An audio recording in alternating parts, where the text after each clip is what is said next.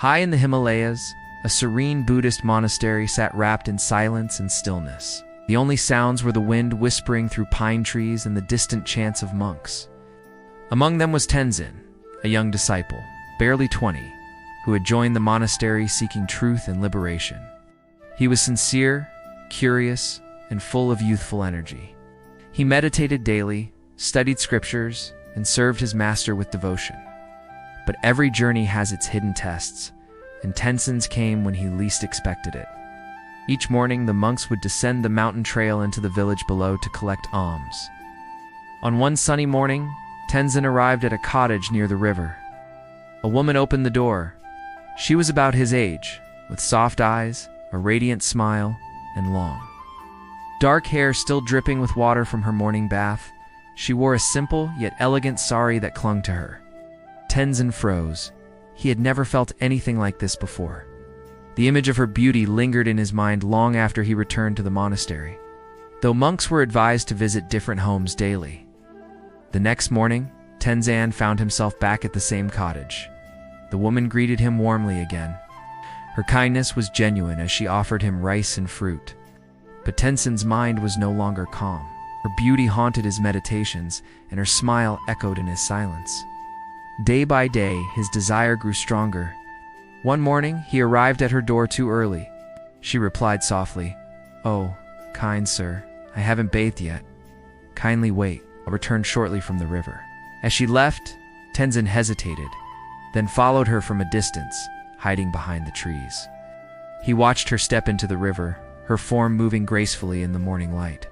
A part of him whispered, "This is wrong," but a stronger voice urged, "Just once more." This became his secret ritual.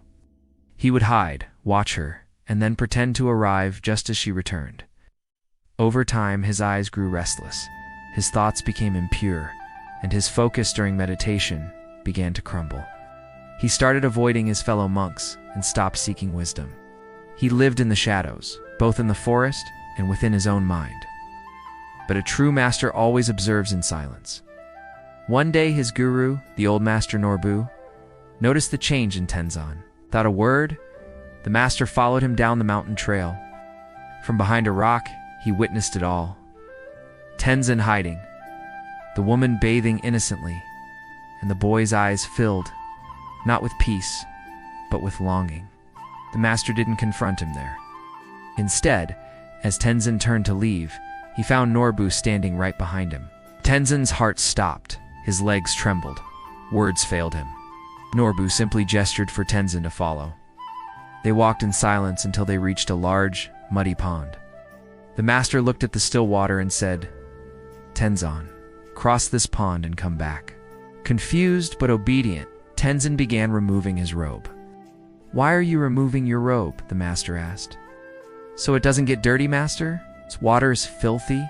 Norbu looked at him, his eyes deep with compassion, and said, "You care so much for this robe, yet you let your mind, which is far more precious, be stained by your desires."